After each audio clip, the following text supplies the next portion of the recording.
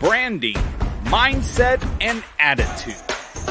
We enlist the assistance from the most successful producers across all industries.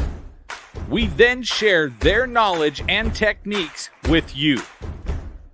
Our single goal is to get you ready for your next sales opportunity. When it comes to crossing the minefield of sales, step in the footprints of those that have crossed before you. Now, prepare yourself for boot camp and beyond. It's time for the War Games to begin. Are we playing? Welcome back, War Gamers, and those on the Sales Genius podcast.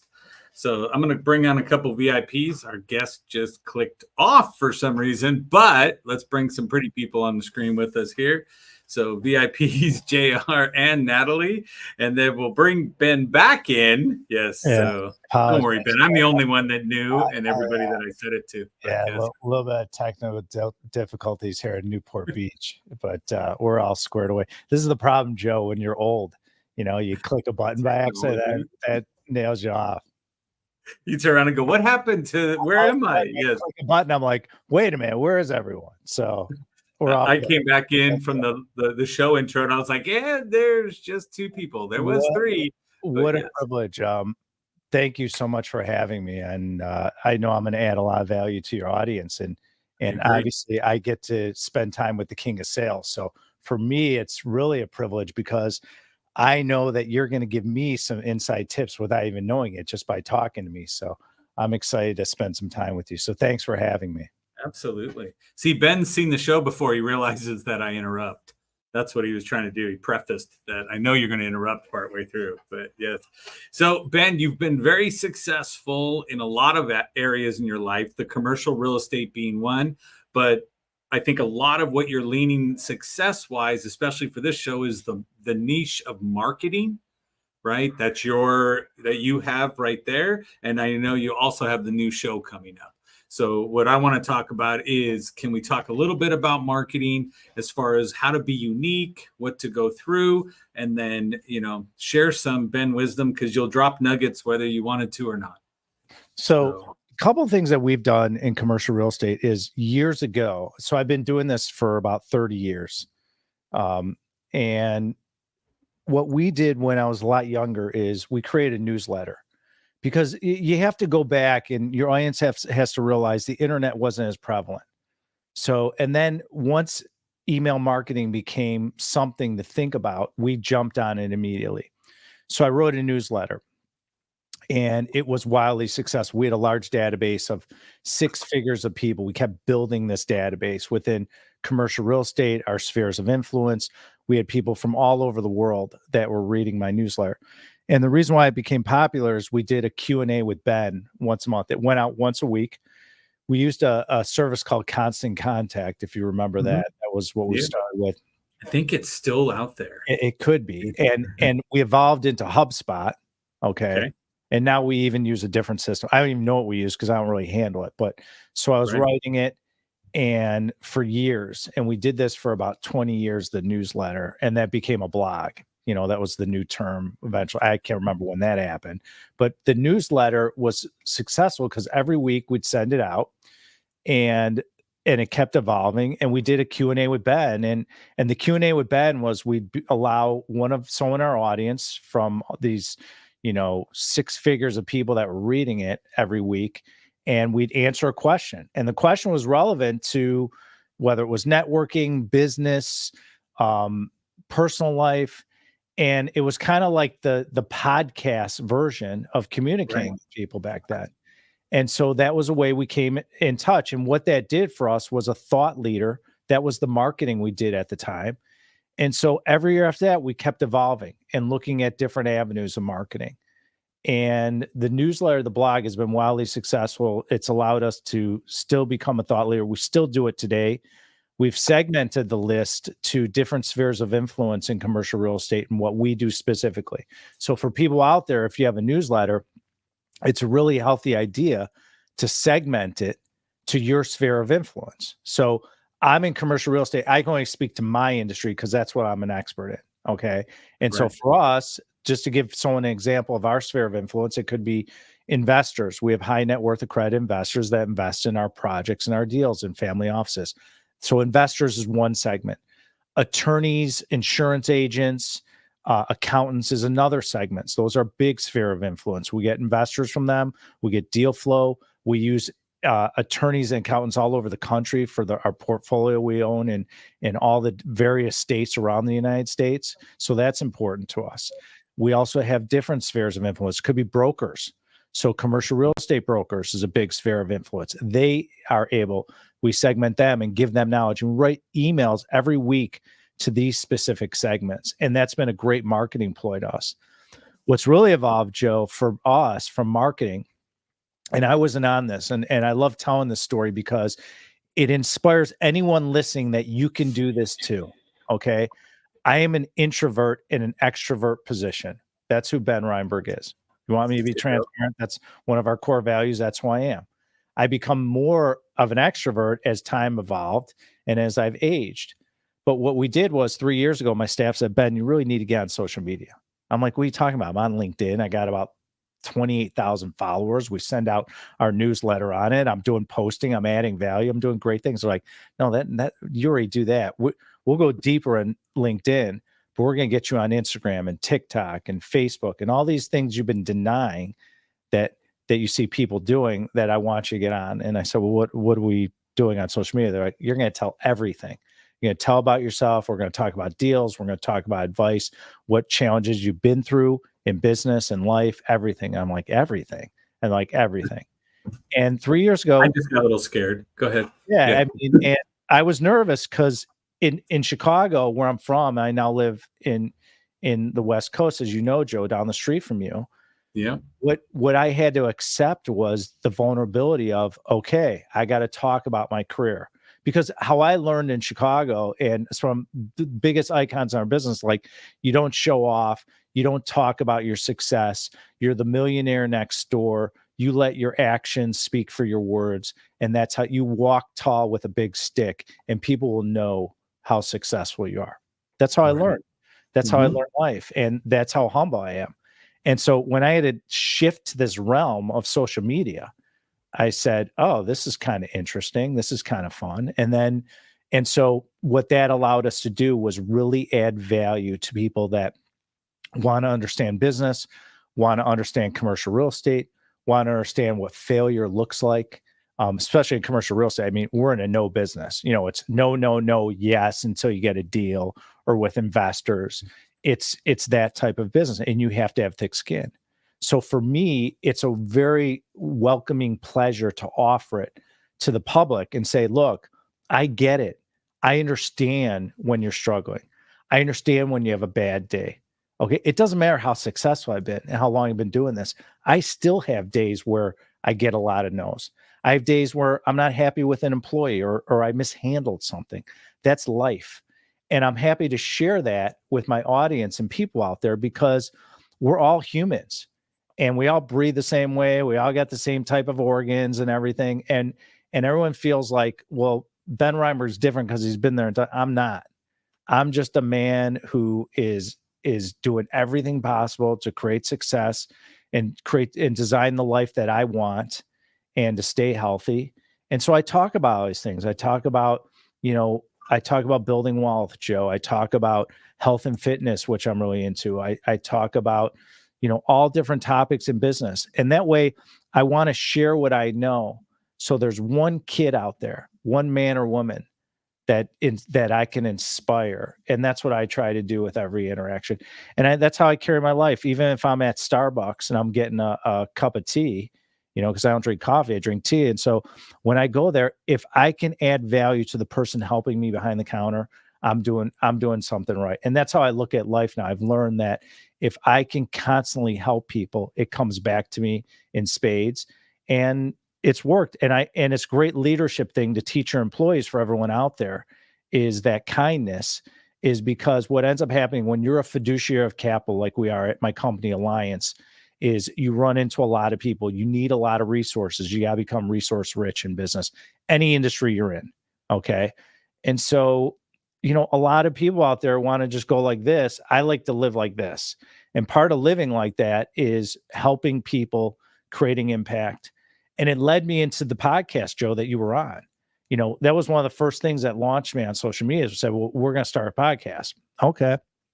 So podcasts were a little scattered. We've had guests from all over the world in different industries. And so this season we're launching a new show. It's going to be a TV show and a podcast. It's really exciting. Nice. I filmed the first 5 episodes in Scottsdale last week. I'm really excited. And the reason why I'm excited is because we have a topic, and the first season topic is leverage. And so we talk about the different types of leverage out there for people to be inspired of what it means, what's important. And it's not like in my business where you might think of leverage like how much debt am I putting on an acquisition and leverage that is leverage. But leverage could be healthcare, leverage could be technology, leverage could be knowledge, leverage can be resources. And so we dive deep with guests and we ask them, what's their definition of leverage? When did they experience it? What side were they on? And then we have questions geared to them. And so it's about a 22-minute interview. And it's a beautiful thing because I also explain to my audience what transpired during that interview. Because there's a lot of things that are said that some people miss or don't understand. And we said, we're going to take a different approach. We're going to explain to them what just happened. And that's very unique. And so I'm really excited. It's gotten a lot of good reviews. People have enjoyed it. They have seen it as we test it. And it should be coming out soon. So we're filming in different cities. They're face to face. Our first guest was Jeffrey Hazlitt, who was on, if you know him, he was the CMO of Eastman Kodak. He was on The Apprentice, Celebrity Apprentice. Phenomenal guy. I just sat there and learned so much from talking to him. I got to talk to him before and after the show. And that's the beautiful thing about these podcasts we do now, Joe, especially from you. Right. You're such a wealth of knowledge. And so from a marketing standpoint, that's what we've done. And then we've been able to use ads and just really brand awareness. We really have increased the alliance in the Ben Reinberg brand, and we create a handshake between the two of them. And the objective is to bring in more investors, bring in more deal flow, bring in more resources. And really is because as I age, I'm eventually going to be the chairman soon. And I have a lady who's worked for me for 15 years who are grooming. She'll be the CEO. So I'm leaving my legacy behind me, and we're setting all this up so we can transition. And I'll still continue building the brand, even though I'm the chairman. I'm not, running the day-to-day of the company, of all our employees around the country.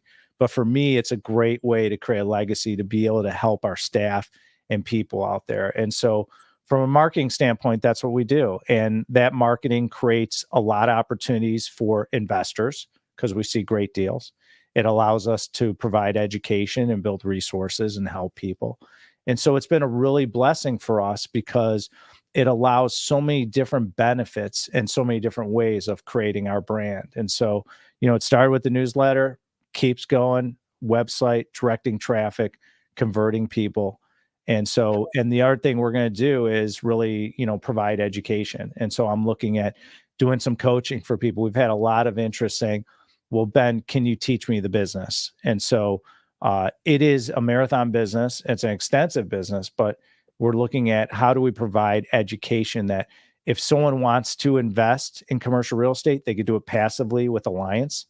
And if they want to do it on their own and they have the resources and the capital or the knowledge to raise money, we'll show them how to do that too. So a lot of good things coming. I'm really excited. I'm in the prime of my career and I'm heading down a great path. I'm really excited about the future. And now that I live in warm weather, it just makes it even better. Right. Except this morning. But here's a question for you, Ben. Just, again, I like to feed my own curiosity as we go through. So you mentioned you jump into social media, go in, and you're building your brand and you're building Alliance, right? Is there ever a battle between the two of where do I focus? Because that's two different hats, right? That's like I put on the hat for me and then I put on the hat for Alliance. And of course, there's going to be bleed over. But do you find that you have to keep you separate and then the brand separate? It's funny because that was the mistake I made. We thought it was separate. But Alliance is really Ben Reinberg is part of me. That's part of my fabric because I founded this company 30 years ago. Now, I'm not the only one in the company and I'm not responsible for all the success. I'm not going to sugarcoat that. I mean, I can't do what I do without these incredible, talented leadership team and employees around the country and even different parts of the world that are part of our conglomerate. But at the end of the day, what I learned recently was we need Ben Reinberg and the Alliance brand to work together. And so the Ben Reinberg brand over the past year has become more business oriented, less lifestyle. And that's how I what I'm looking at for Ben Reinberg and Alliance is on both platforms. How do we add value? How do we add value to business? How do we add value with my expertise, whether it be sales, marketing, finding deals, how to underwrite deals? Like, what are some of the terms that we throw around, that brokers throw around, and you hear on the periphery if you're not in our business? What do they really mean? And how do you invest with us? How do we build wealth for you and your family and create a legacy? So I'm talking about all these things on my personal brand and Alliance too. And so what we've done is we've kind of merged the two brands together, and they're going to be doing a lot of similar posting. You'll see on my personal brand, you'll see stuff about Alliance, which is great. And then even on Alliance's brand and in my personal brand, you'll see even clips from this interview that will cut up and talk about, okay, what did Joe offer value? Let's show that. And where was a great conversation. So just both brands are about adding value, and they have a very big business influence. But, I go beyond just business because a lot of people ask me, especially a lot of young people. I have a lot of men and women that reach out to me on a frequent basis, whether all over the world. And they ask me about just advice of how to get through things. And a lot of it is dealing with failure. A lot of it is mindset. A lot of it is managing fear. A lot of it is what's your morning routine been, an evening routine? Why do I need one? I explain that to them. I give them an inside look, Joe, is what did I do to create success? That's how Ben Reinberg creates success for him. And so for me, everyone knows I go and I work out every morning with a trainer 5 days a week, and I work out myself. And then when I travel a lot, I work out. It's religious. I do posts on it. I was in Dallas a few weeks ago. I'm going back there tomorrow. And people ask me, they're like, do you work out on the road? And I'm like, absolutely. I'm like, I need to because it gets me going. It's important to me. I don't drink alcohol. Yes, everyone knows I collect wine. I used to drink. I'm a big wino. I don't drink anymore. Okay. Now, once in a while, I might have a glass of wine. I'm not going to kid myself because it's not against the belief system. It's a choice to say, I perform at a higher level without it. Right. Yeah. So when I'm traveling, people are like, well, what's the key to continue your energy? Because I'm 54 years old. Okay. I'm not the same 35-year-old guy or the 23-year-old Ben Reinberg who started the company. I mean, let's not kid myself. I'm tired. I get tired at 4 o'clock. I might lay down on my couch in my office and take a 20-minute meditation or power nap, then get back up and work another 3 hours. I've done that numerous times. And so I'm very aware of who I am and my emotions. And so I've learned, and I talk about it. I said, well, I'm on the road for sure. I suggest you don't drink and you work out. That way you're present at your meetings. You're there. If you're there on a business trip, you're there to do business.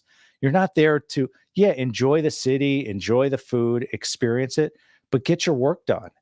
And it's what I tell the younger staff in our company. Like, when you're on the road, like, you're there to work. Like, enjoy yourself and enjoy the experience and the culture of different cities, which I love. I'm blessed, Joe. I've traveled all over the U.S. in different cities and have connections and relationships in so many great cities, and I just love it. I'm blessed because it's cultured me. It's provide me education that I would never get. And it started when I was really young in the business. And so with that being said, I constantly educate the public on what do I do to create success. If it works for you, wonderful. If I give you one nugget a day or a week or in a month, I've done my job. You might not agree with me. You might not like me. I don't really care. But my job is, if I can create impact on you and help you, that's what it's about for me, because that's what makes me feel good. It's where my gratitude comes in. And because I remember, Joe, the day I started, And I never forget that moment. I never forget the first deal. I never forget the challenges. I never forget the first loan I had to beg to get to buy my first deal. And so I understand. I understand when you're younger and you're a man or woman out there and you want to get into commercial real estate, or, how do I get in the business? I give a lot of advice. A lot of people ask me, I say, get into brokerage, investment sales. You'll see more deals. I don't recommend people follow the path I went through. I think it's crazy, but it's what I knew, and what I did is become a principal right out of the womb. Right. So I teach people. We didn't have a spotlight showing the roadmap. There's right? no roadmap. We didn't have Google Maps access on how to build a career. We had to stumble around in the dark every once in a while. There's a thing called microfiche at the library that you might be able to read some articles, or you go to the library and like, even my kids and people I talk to younger, I'm like, library? You go to the library Right. to For read what? or Yeah. to read encyclopedia? I mean, I remember my father bought me and my brothers, I have older brothers, the encyclopedias. It was like we hit the lottery. I mean, we would spend hours just opening it up. And if you guys remember, we'd open it up and read about just like crazy stuff like dinosaurs and history and what happened. And we use it to write reports. And that was the old internet at the time. So now our business, Joe, has really evolved. And psychology, as you know, especially being an expert in sales, and if everyone knows Joe is the genius in sales, and it's psychology, and our business is no different. Raising equity is, we talked about today on a Zoom call with our investor relations department about, the key of responding back to someone, how to communicate. So for me and everyone out there, and I can tell you from my experience, every single day, Ben Reinberg is constantly evolving, growing, learning, wants to learn communication. If anyone out there has advice, I'm always willing to listen. Anyone out there has the best emails sequence, love to hear it. I love learning, Joe, and I love reading, and I love learning. And I've learned, and I can give anyone younger out there listening to this, is if I can give you any advice and you say, like, just give me one thing I could take away from this show, is don't stop learning. Don't stop growing. Don't stop being curious about things. Be curious. How do things work? How did he get financing on that deal? How do I buy a company? How do I market in my specific industry I'm in? How do I start my own business? What are my spheres of influence I need, whether accountants, attorneys, whoever? And be curious, ask questions. And also, to stack on that comment, is be vulnerable. I am so vulnerable. I tell you, I just don't know. I don't know, but I'll find the resource for you. I need a sales genius. I'm calling Joe. He's my guy. If I need an accountant, okay, we can introduce you to people. So being vulnerable is huge. What I appreciate is I have a lot of young guys that have come to me and they're like, hey, can I take you to lunch? I'm like, okay, let's go to lunch. We go to lunch.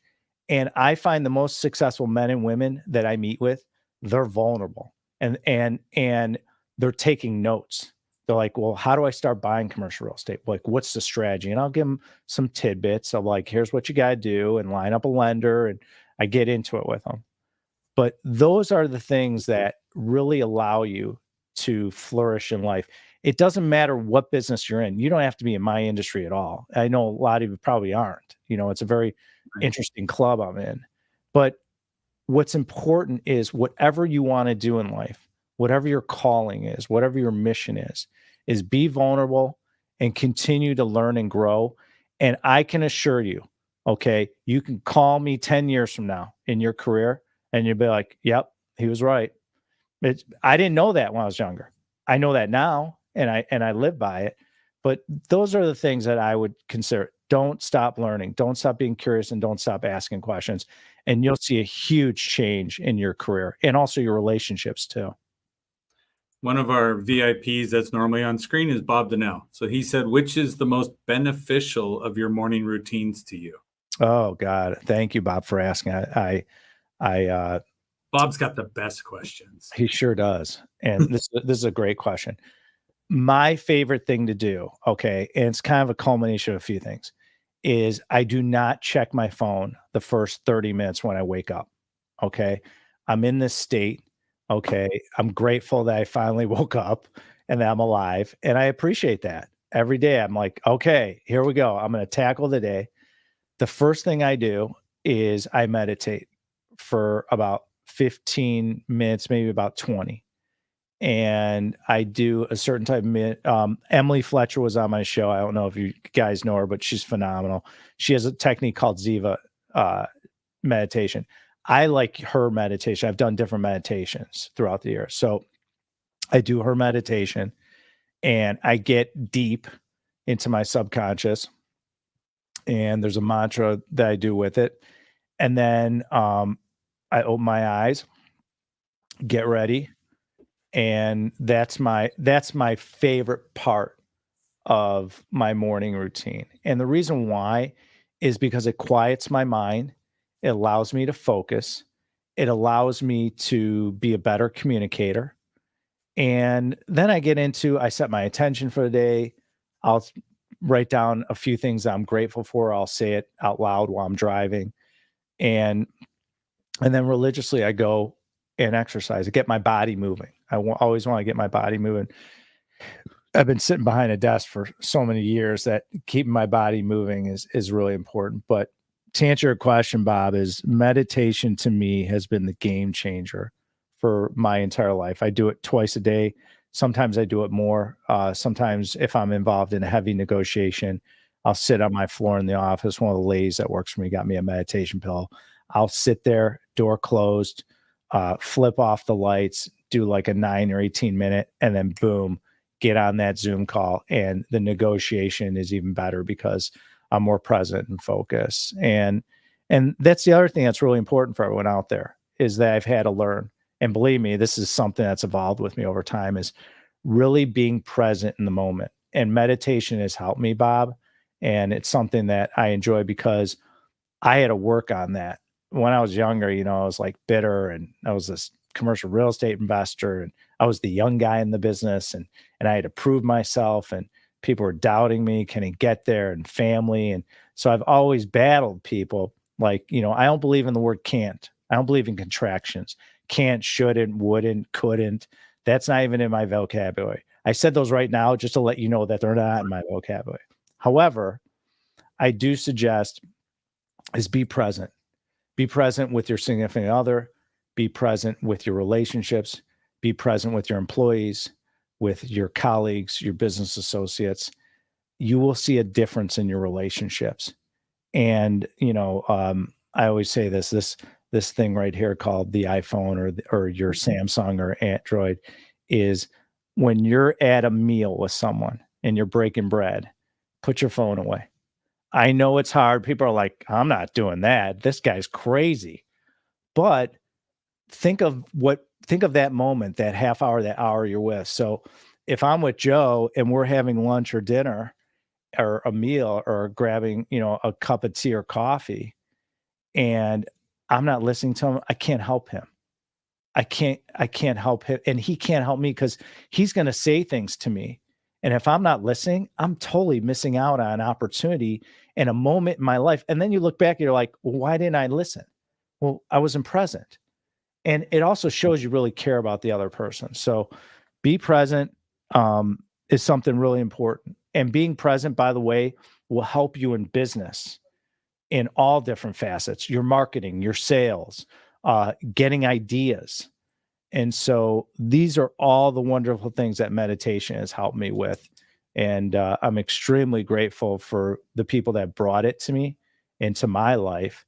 And I continue to evolve, improve. And then at night, I also meditate as well. And so it allows me just to be this better version of myself. It's the reset button, mm-hmm. right? That helps you to start over. So, okay. So here's one of the things that I'm impressed with as you look through 158,000 followers on Instagram following you on your account. Mm-hmm. And you're still answering DMs. Mm-hmm. Right? To me, I look and I go, most people would have already handed it off to somebody and said, go filter these people for me, where your desire for connecting and right being that real touch point that's present, I applaud you. right? I reached out to Tim Grover, right? The author, the one that coaches all the celebrities, right? He's a Chicago homie. I love Tim Grover. Exactly. Love And Tim. so to him, I reached out to him one time, said, "Hey, can you comment on my post about my son? He just took top sales. He's 19, blah, blah, blah." And so all of a sudden, boom, my son's got a note from the guy who trains all of his little heroes, right? And so then I go and I meet him at an event. And I'm like, "Hey, you know what? We reached out." And he was like, "Your son did that thing with the sales." Like that. And I looked over, I was like, so it really was you answering the things, because you always wonder, is it somebody that's sitting in the back pretending? Yeah. He's a class act. And Yeah. you know, Michael Jordan gave him, you know, really his shot as it was his trainer, and that helped launch him. And, you know, Tim, it's very apparent. I mean, first of all, he's extremely knowledgeable. Think about it. He was a trainer and he's taking his career to where it is now. I mean, I have a lot of admiration, obviously, being from Chicago, and loving to train and work out. I really am a fan of his and really admire him. And I can't say enough good things. I mean, that just shows you who he is. And that's to me is integrity. And so it's not like I'll answer every single person. I try to get to as many people as I can. Some people I can't. Some people ask questions that are just out of my league or not relevant. And so, but generally speaking, I do try to answer people. I do try to be responsive. I usually try to get back to people within 24 hours as I can. And at the end of the day, it works. I mean, you know, and so Instagram's been a good outlet for me to respond to people, but I'll get people on Facebook. I don't go on TikTok too much. So once in a while I'll answer there, and I can't spread, but I do have a team that works on my social media. And sometimes they'll call me and say, "Hey, you have a bunch of responses. Do you want us to answer?" I might say, "Yeah, can you answer these?" Because at least it could guide them. Like, where do we go find out more information? Like things that someone else can handle. It's not as personal. So, but I try to be responsive to everyone, and it's a challenge. I mean, you know, all of us it's amazing how technology and emails and texts and DMs have consumed our lives. And so again, it goes back to being present with who you're with and shutting that off, which I know is challenging for people out there. But if you could do that and really double down on that behavior, you'll see a big change. You really will. So another selfish question as we go through. So as we look ahead, right, and I'll stay in the area of expertise, right? How do you anticipate the commercial real estate market evolving, especially with all the technology and stuff that we have going? And what are you and Alliance preparing for as what you see? You seem to be the one who is the soothsayer, right? The guy who sees all of the stuff coming forward. I'm excited. I see AI making a big splash in our business, finding deals, raising money. So I'm learning about AI and see how that works. The other thing is my oldest son works for a very prominent blockchain company. And I believe our industry is going to be the leader in blockchain and how it's applied for investors and liquidating them to title. And so I'm learning and really doubling down on understanding the blockchain and how I can incorporate that in Alliance. And these are the things that I'm excited that I'll have more time to do bigger picture things for my company as I step out of the CEO role shortly. And that allows me to work on things like this. So to me, I see interest rates are going to drop this summer. I've been saying that for a while. I've been saying we're in a recession. I think that we just don't report what really is going on. I think people are challenged out there. And it was a horrible year for commercial real estate in 2023. Sales transactions were down. And so there's a saying, the multifamily guys are saying survive till 25 because they're going through some challenges. And it's true. But for our business and what we're doing, we're starting to see a lot of opportunities, deals opening up, pricing changing. We're looking at paying cash for deals instead of putting financing until the financial markets heal. And we're doing things a little bit differently. So for us, I see great things ahead for commercial real estate. And what I love about my business is a marathon business. It's a, you know, I say this, you spend the first third of your career on your back, the next third on your feet, and the last third on your stomach, so you can navigate and swim through all the difficult waters in commercial real estate. And so I'm on my stomach now. I'm in the prime of my career.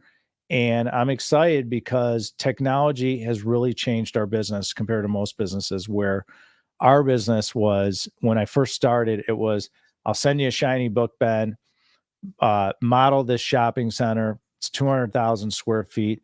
It's located in Grand Rapids, Michigan. Underwrite it, send us an offer. And by the way, we're not going to tell you, you might have 20 offers in, and we'll start bidding you against 1,000 people, and well, hopefully you get it. And it was a politics game.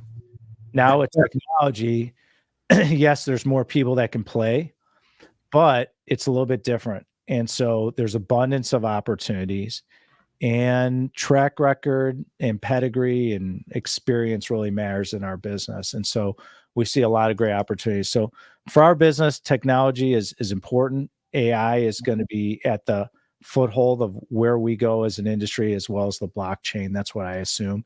And lenders. And I believe that lenders constantly change, but they're going to be relevant out there. And there's going to be different pools of capital to get deals done, which we're starting to see already. So it's exciting times in commercial real estate.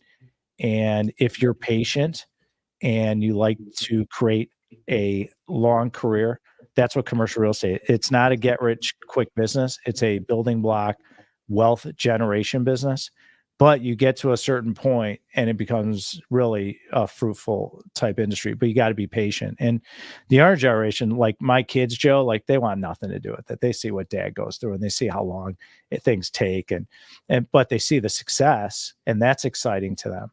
But they don't want to get involved and roll up their sleeves. Like, even I got my sleeves rolled up, and they want to roll up the sleeves and say, okay, let's go at it. They are more into technology and, seeing how the velocity of money can change quickly. And so that's what they're into. But, if you're patient and you like to build wealth, that's what commercial real estate is. So that's what you look forward to. I thank you for all that you've shared with us. Two things I'll throw out. I have a buddy, a good friend of mine who's in Canada, who has been selling real estate up in Canada on the blockchain for several years now. So I can make that connection for you two to talk about what's there and how to get it done. I had somebody at an event the other day, like 3 weeks ago, and she was like, I have a friend who wants to buy a house on Bitcoin, this and that. Nobody knows how to do it. Nobody knows how to do whatever. And started laughing. I was like, can I connect you with Dave? And she's like, what? I'm like, let me just I couldn't explain it to you. I'm telling you, I know somebody who could. Yeah, right? And there's going to be banks now. A friend of mine's launching a bank where they're going to be housing digital currency for people and loaning against it. And so digital currency is not going away, and we can close our eyes. And so I want to understand it. I know there's 1,000 coins out there, but there is a way where, like that example of someone buying a house with Bitcoin or a digital currency, is there's going to be some sort of exchange where someone's going to house and say, okay, we're going to liquidate it to whether it's backed by gold or the US dollar or whatever is the currency, to give that assurance. That's the biggest issue, is like, what's the real value that you're exchanging to buy the house if Bitcoin's moving, fluctuating every single second. So that's what people don't understand, is like, how do I secure that actual transaction? And so, but the blockchain and digital currencies, it's going to be very interesting, and NFTs and way to secure title and to be able to get annuities by having an NFT on a property, where when that property changes hands, you'll get, a little stipend every transaction of a exchange of a property. So there's going to be a lot of everything that's ever happened on the property will be captured in the NFT, right? Yes. And way more than everything we've seen before. Right. So for me, it's like, I want to really understand and learn this, because when I really understand something, Joe, it allows me to brainstorm and be like, just like so one of our niches, everyone knows, is we're a very large medical office owner around the country. I mean, I say the human body is never going out of style. That's one of my phrases. And it's true. And so medical and veterinary offices become a more and more prevalent performer in our portfolio. We're office, industrial, and retail experts. But 20 years ago, when we got into medical office, and I think Barack was in office, and they were talking about socialized medicine, people were like, yeah, I mean, this dialysis stuff you're looking at is going to go by the wayside. I'm like, really? I'm like, people are eating fast food, especially down south, and kidney disease is growing rapidly. And all of a sudden, like, dialysis is going to get thrown out the window. I said, I don't think so. No. So we got involved in that niche. So we've seen over time, and we've been able to be at the forefront to say, we're going to jump in on a certain niche and ride it. And that's what we've been able to do.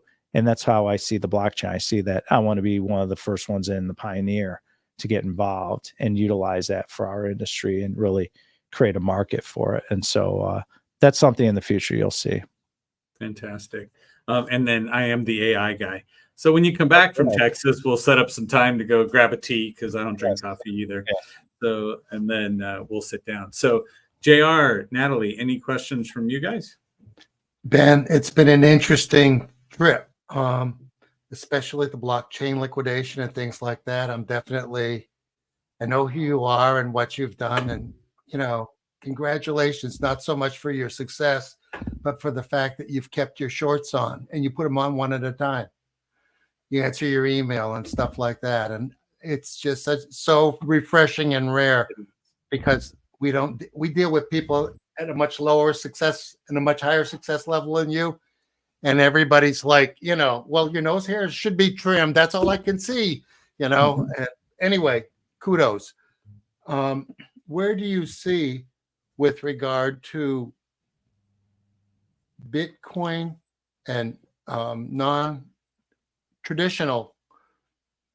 monetary types and traditional types, because we're going over, and this would take a whole series by itself, but the one coin digital revolution, where we're going to the new, and, you know, you hear lefty crazies and righty crazies saying it, but it appears, in spite of what they're saying, that we're headed that way.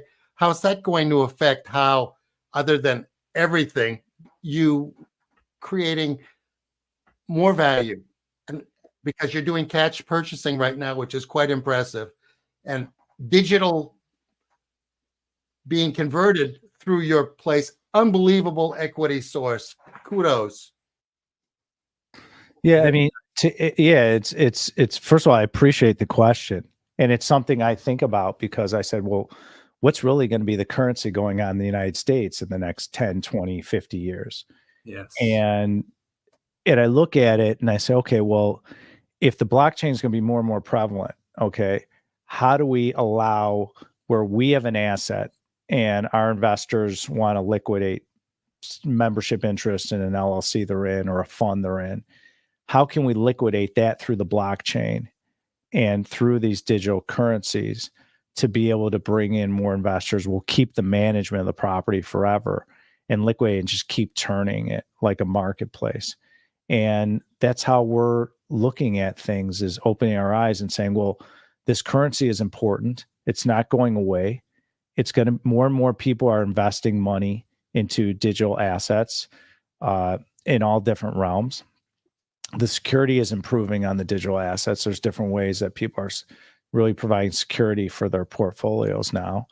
And we're learning and we're evolving. And so it was kind of like the internet. You know, when we had investors, and I'll give you an example, we had a lot of investors, and we were one of the first companies that created Investor Portal. And I was beta testing an investor in this company, and people thought I was crazy. I'm like, what I'm hearing and what I'm seeing is people are going to start banking online. We're like, why are people going to put their stuff online, their money? And how? We were scared, right? We all have fear. It's the same thing with digital assets. We're going through that cycle right now of like learning and growing. And if we can learn anything from internet banking and the internet, and how scared and nervous we were, some of us older folks, of, wait a minute, I'm going to put because my investors would fight us and be like, I'm not putting my banking information on a portal and security, and someone's going to my account and all this stuff. And that whole conversation has gone by the wayside, JR. And absolutely. We're going through a cycle and an education process as a society of saying, okay, this currency's here, billions of dollars investing in it. How do we learn and utilize it? And for me, I'm just looking to embrace it and looking how to incorporate it in business and in my life. And I'm still learning. I'm not an expert. I'm very candid about that, but I am going to do everything possible to continue to learn about it to help my company and our industry, develop some real benefits to investors and folks out there that are resources. It'll be interesting as things evolve, because you were saying, and I didn't want to interrupt you. You're no expert. Well, there is not one expert out there, because we're in uncharted territory. We're at the end of the map plus 3 squares over right now. And that's what's exciting about it. But where there's great risk, there's great reward. And to those that get that transfer, the equity, you've got a king's ransom there. Triple your asset portfolio, become BlackRock on steroids with that type of once it transfers, those that are on the head of the pin pushing into the bubble. It's just going to be amazing. And we're that's right at that point right now. Absolutely. And that's why I'm tapping into my oldest son, because he's in the industry. So I'm constantly asking him questions. How does it work? And explain to me the blockchain. He took a class at USC where he graduated from, and they had a professor who all he taught was the blockchain. And I have the notes on the class. And so I'm constantly tapping into him, because he's more of an expert than me of how does it work and what does it mean? And how do we incorporate it in business? So it's an evolution, and it's going to be exciting. And so I think it's really important it goes back to my point, is constantly learn and grow and open your eyes, and you'll see great things. And find the right prop that gives you ROI on your time, like your son did wisely. Yeah, absolutely. Perfect. Natalie, any questions from you? No, just really, this was just such a great show. You brought so much value and so much wisdom, and it's very clear why you've been in your industry for 30 years and you're continuing to grow. So I followed you on social media. I'm excited to hear more, and I just thank you for your time. Thank you. And Natalie has a show. It may be a good fit as well. Fantastic. Hers is all about business. Oh, good. That's fantastic. Thank you. Perfect. So I want to say, Ben, again, thank you so much. You brought so much value, dropped it in here. And again, relatability, especially from another Gen Xer, right? And so thank you. I appreciate everything you brought to the table. And so everybody that's out there, please follow Ben, right? He's the real Ben Reinberger on Reinberg on Instagram. Real Ben Reinberg on Instagram. You could Google me and find me on all the different social media platforms. Don't look for him on TikTok. He's not there much. Actually, our TikTok and our company TikTok is really growing. So, get over there. Go live. So it's good stuff. It's good stuff. So perfect. Thank you so much, everybody. Reach out to him. You need to know him, okay? And the fact that he gave you so much so willingly, appreciate the effort that he put out. Thank you, everybody, and go out and sell something.